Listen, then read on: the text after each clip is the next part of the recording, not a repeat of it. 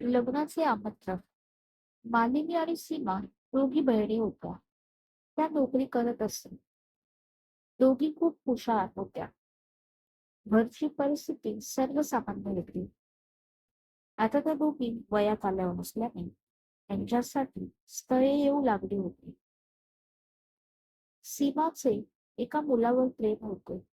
मुलगा चांगला होता, पण ती घरच्यांना सांगायला घाबरत होती. मालिनीचा बघण्याचा कार्यक्रम असतो तेव्हा त्या मुलाचा भाऊ सीमाला पाहतो आणि तिला मागणी घालतो.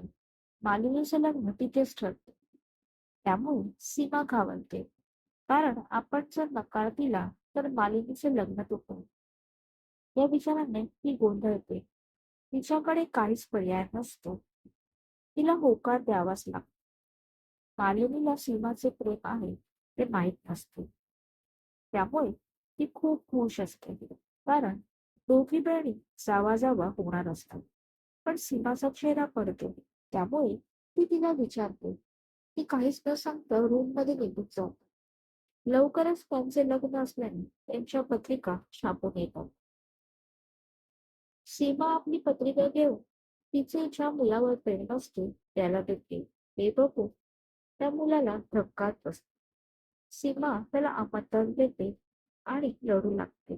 घडलेला प्रकार ती त्याला सांगते. तो मुलगा घरी येणार तिच्या बाबांना सांगायला.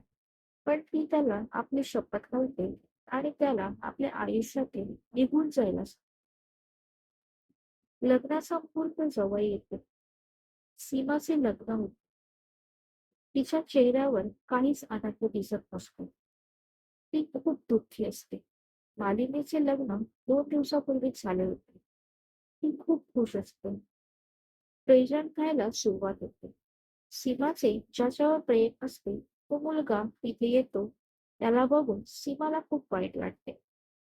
तो स्टेजवर येतो, तिला प्रेझेंट देतो आणि तिला म्हणतो, लग्नाच्या आमंत्रणाचा मान ठेवून मी आलो, असे तिला म्हणतो आणि तिथून निघून जाते. ती बघतच राहते, पण तो निघून गेला असतो.